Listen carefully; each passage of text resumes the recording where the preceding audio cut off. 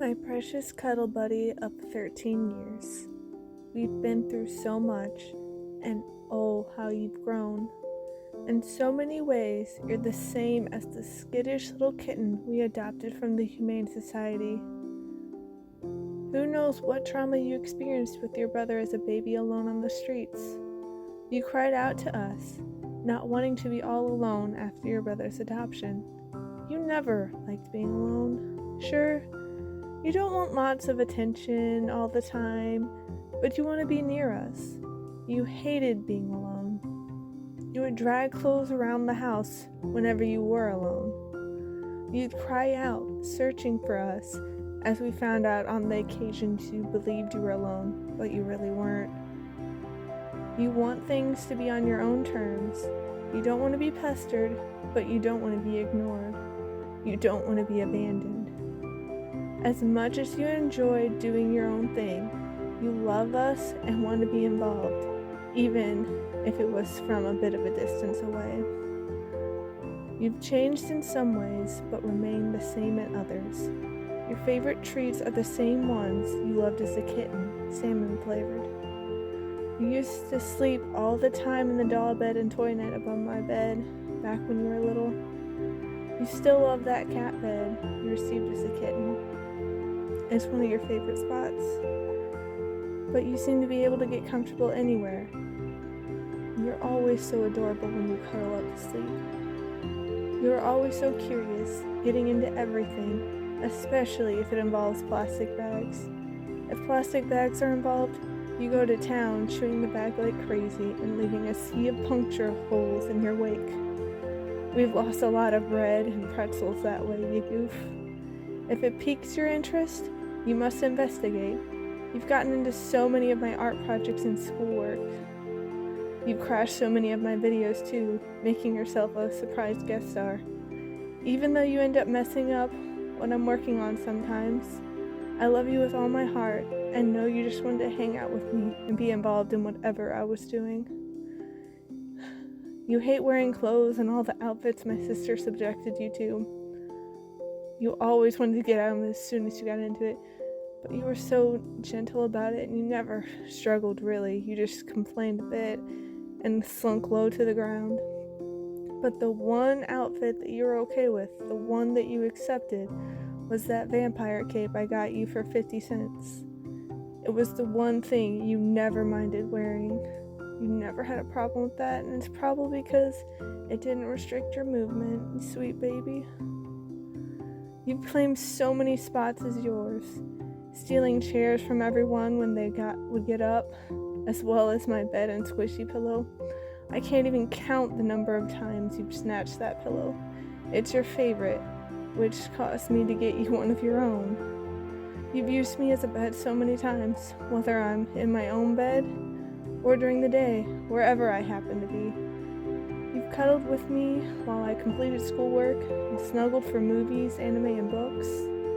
Even if you didn't feel like cuddling with me, you wanted to remain close, finding a spot on the desk, table, or chair nearby, or even using my laptop as a pillow. We've spent so many late nights that way. You're the best companion, especially on those nights. You loved climbing the Christmas tree during your first Christmas. You never chose to climb a tree again, but you love hiding beneath the tree, underneath wrapping paper, or inside the gift boxes. You always found a way to involve yourself in the festivities. You always want to be a part of what we're doing in your own way. I know you chewed through my brand new headphones as a kitten, but it's okay. You didn't mean to ruin them, you just wanted to play. Granted, I was rather frustrated and upset when it happened, but I still love you. You loved to explore my car and had lots of fun hanging out in my previous car too. You dislike car rides, probably because you associate them with going to the vet, a place you can't stand. But we've gone for a few car rides together to visit people, which you didn't seem to mind. I still remember the day I told my mom that you were coming to visit her at work.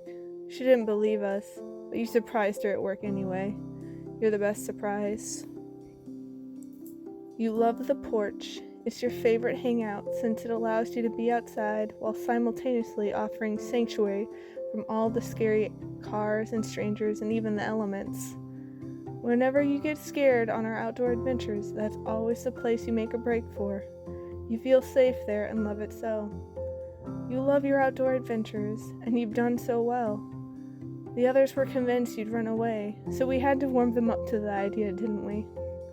We started off by using a leash. You'd run to me each time I grabbed it because you knew that meant you could go outside. Eventually, they became comfortable with you being outside, and you got to roam freely. They were still worried about you running away though, but they shouldn't have worried. You proved that to them. The one day you got out because someone left the porch door open, you were merely hanging out on the patio in the backyard underneath the bench, looking at us as if to say, "It's about time. What took you so long? Let's go exploring." You came right up to us and were eager to show us around. You never wanted to leave the safety of your home. You're such a good kitty. You love listening to the birds, watching them gather in our neighbor's backyard. You often sit at the fence, watching your live nature TV. You love the fresh air and the breeze. You love watching all of the animals outside. Whenever you see a bird, a squirrel, chipmunk, or rabbit while on the porch, or even sometimes when you're outside, you always start making that special little meow, just for notifying us that you see an animal. You tell us all about it too.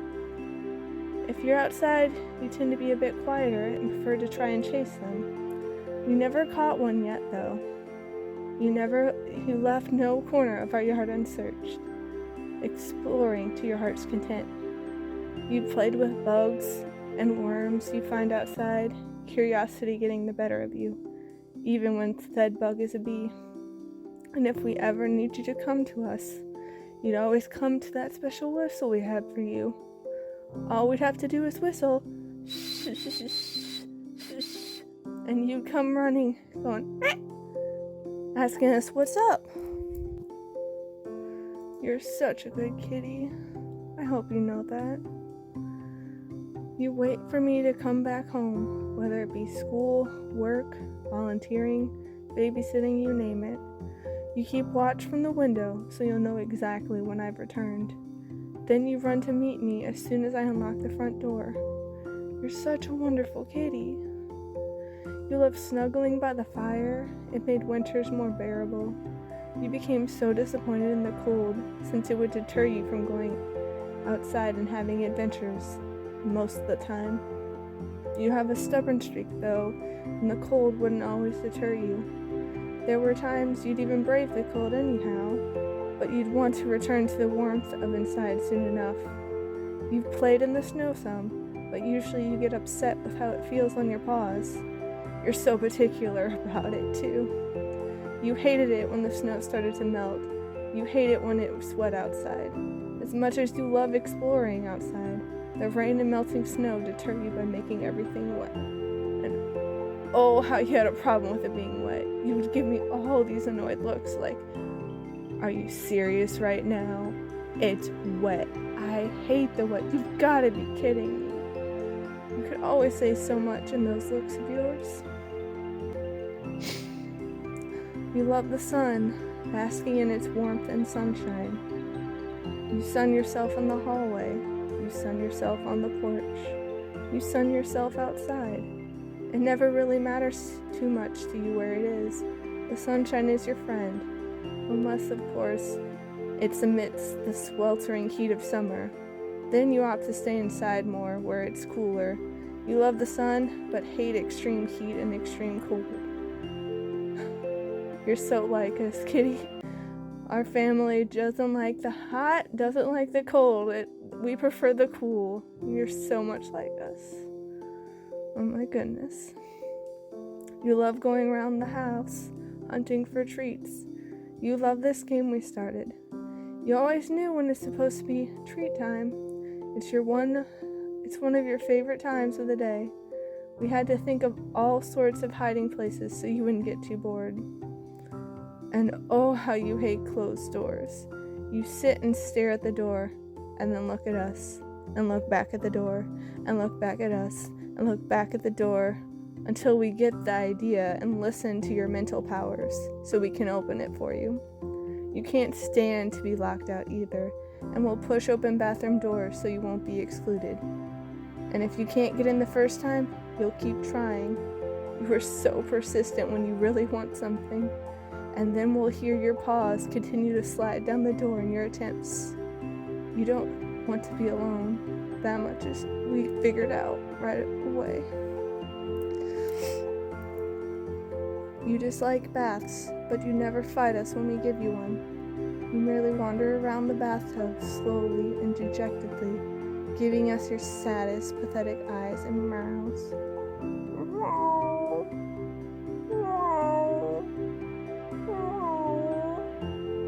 You hope that pity will end the experience, but it hasn't worked for you yet. Good news is that we don't give you baths too often, only when necessary. But when you do get one, you love drying off on the porch afterwards.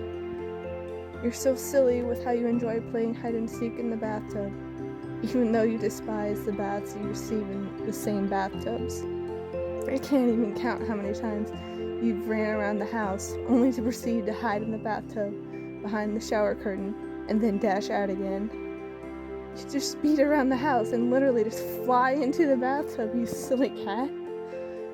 I'm not sure if you've noticed, but your tail gives you away every time.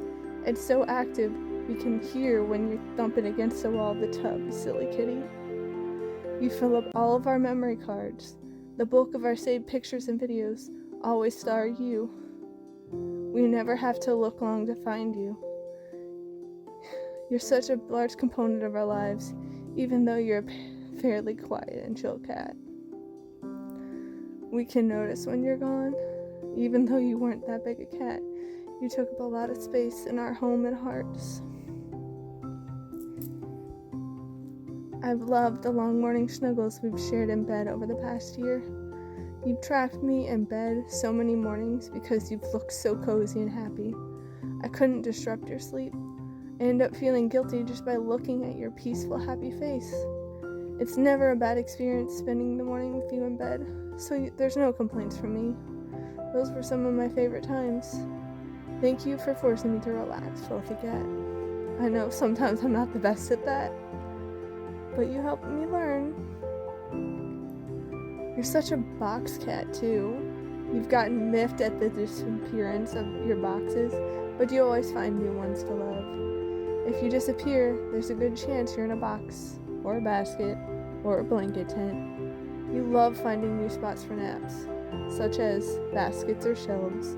You've commandeered a number of Emily's baskets and shelves. You've secured the bottom shelf on my crystal shelves in my room, too. I couldn't put any on there because you just look at it and be like, nope, this is mine now, and just walk on it. You silly cat. You even convinced us to construct blanket tents around the house for you to snooze in. If you have your way, the house would be full of boxes, baskets, and blanket tents for you to sleep in at your leisure. You love taking cat naps on all of our beds.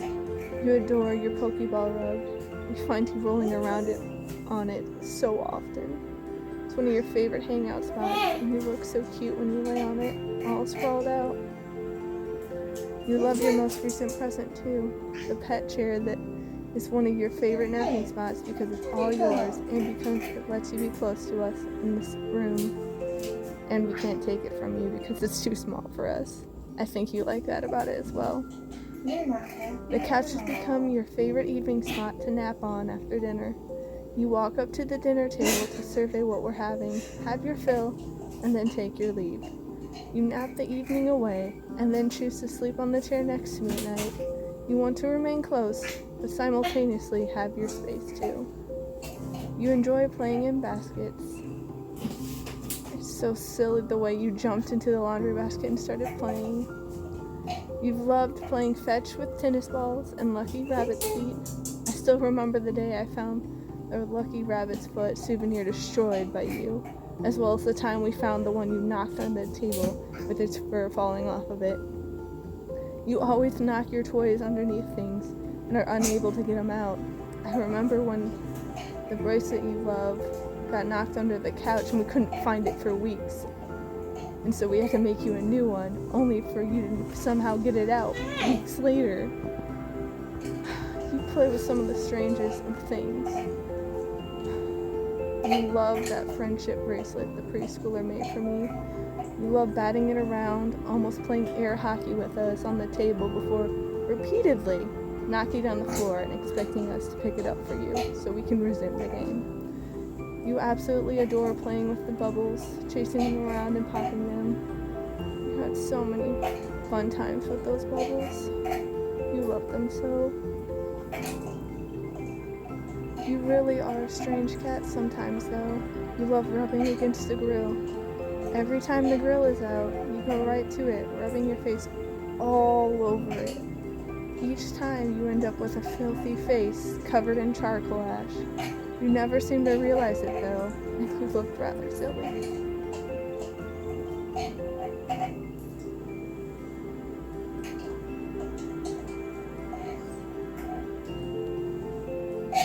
Are you done?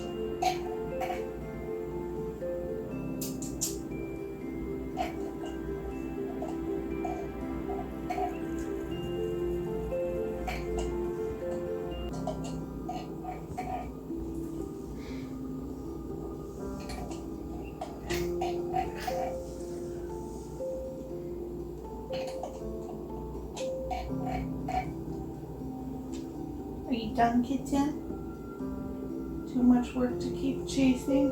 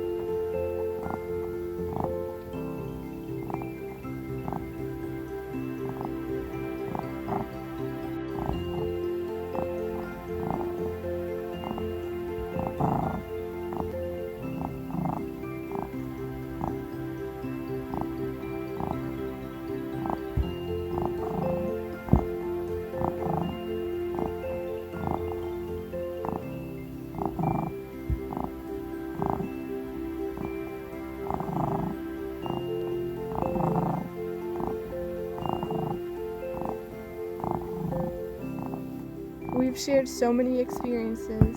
You even joined us for the solar eclipse viewing. While I know you didn't particularly feel like watching this solar phenomenon, you looked quite stylish in your special eclipse shades. I'm so grateful you've been able to get comfortable this past weekend.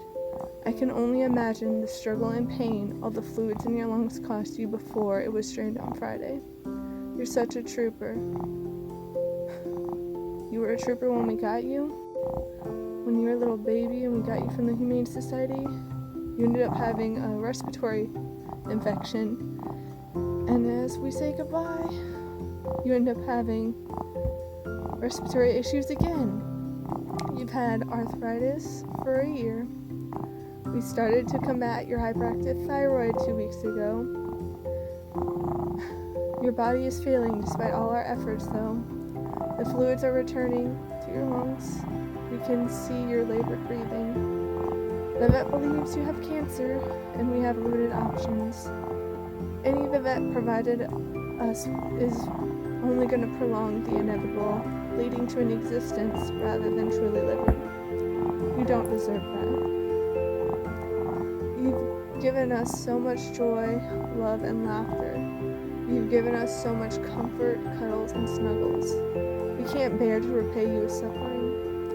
You're precious, and as much as we long for you to stay, as unready as we are to let you go, we cannot condemn you to suffering. It's with heavy hearts we say goodbye and thank you. I can't imagine my life without you, but I'm sincerely grateful for our time together. We love you so much, and you'll be sincerely missed. I don't know how long it will take for our tears to dry and our hearts to mend, but our love for you will never run dry. It hurts right now, but thank you so much for everything. Thank you for choosing me. I needed you, and you were always there for me, loving me unconditionally. You're the best. You are sincerely loved. Rest in peace, fluffy angel. You've earned it, so sleep easy now.